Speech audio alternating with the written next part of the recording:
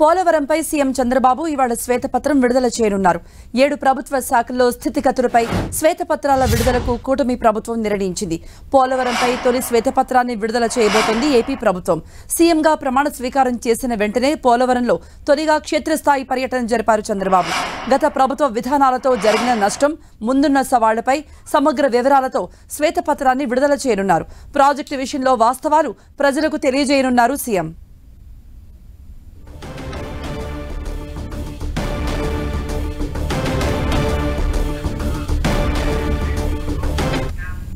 మరిన్ని అప్డేట్స్ మా ప్రతినిధి జయరాజ్ అందిస్తారు. జయరాజ్, ఈ రోజు ఈవినింగ్ 3 o'clock కి పోలవరంపై తొలి శ్వేతపత్రాన్ని విడుదల చేయబోతున్నారు ఏపీ సీఎం చంద్రబాబు.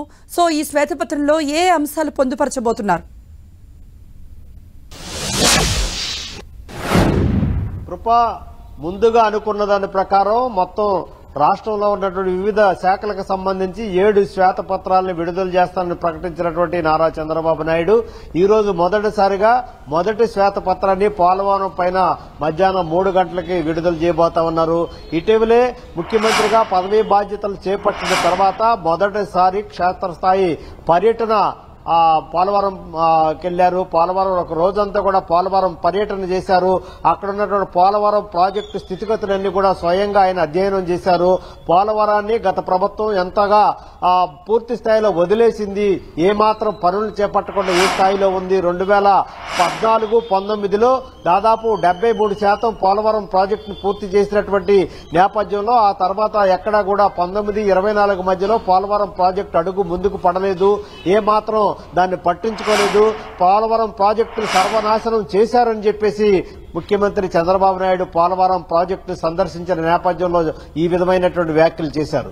ఈ నేపథ్యంలో పోలవరం ప్రాజెక్టుకి అసలు ఏం జరిగింది, గత 5 ఏళ్లలో పోలవరం ప్రాజెక్టుకి ఎంత నిధులు ఖర్చు పెట్టారు, ఎంత నిధులు సేకరించారు, కేంద్రం నుంచి వచ్చినటువంటి సహాయ సహకారాలు ఏ విధంగా ఉన్నాయి, దీన్ని ప్రాజెక్టుని పూర్తి చేయాలంటే ఇంకెంత సమయం పట్టుద్ది, గతంలో నిర్మాణాలు చేసినటువంటి ఏ నిర్మాణాలు వరదలకు కొట్టుకుపోయినాయి, ఆ నిర్మాణాలు కొట్టుకుపోయిన సమయంలో అప్పటి ప్రభుత్వం ఏ విధంగా చర్యలు తీసుకుంది అనేటటువంటి అంశాలన్నీ కూడా కూలంకుషంగా అధ్యయనం చేశారు.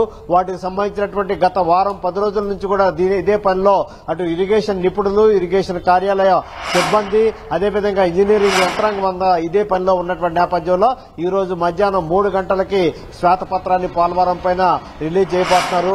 అక్కడ స్విల్బే పరిస్థితి ఎలా ఉంది, కాపర్ డ్యాముల పరిస్థితి ఎలా ఉంది, అదేవిధంగా అక్కడ నిర్మాణాలు చేసినటువంటి పోలవరం ప్రాజెక్టుకి చేసిన నిర్మాణాల పరిస్థితులు, స్థితిగతులు ఏ విధంగా ఉన్నాయి, వాటిని కొట్టుకుపోయినటువంటి నేపథ్యంలో వాటిని తిరిగి పునర్నిర్మాణం చేయాలంటే ఎన్ని కోట్ల రూపాయల నిధులు అవసరం అవుతుంది, ఎంత సమయం పట్టుద్ది అనేటటువంటి అంశాలన్నీ కూడా పూర్తి స్థాయిలో అధ్యయనం చేశారు ఇరిగేషన్ నిపుణులు. వాటికి సంబంధించి అంతా కూడా సమగ్రమైనటువంటి నివేదిక సిద్దమైంది. ఈ నేపథ్యంలో వీటన్నిటితో కూడినటువంటి వివరాలన్నీ కూడా ఈ రోజు శ్వేతపత్రం రూపంలో రాష్ట్ర ప్రజలకి ముఖ్యమంత్రి నారా చంద్రబాబు నాయుడు 3 గంటలకి విడుదల చేయబోతున్నారు. కృప. రైట్ జయరాజ్.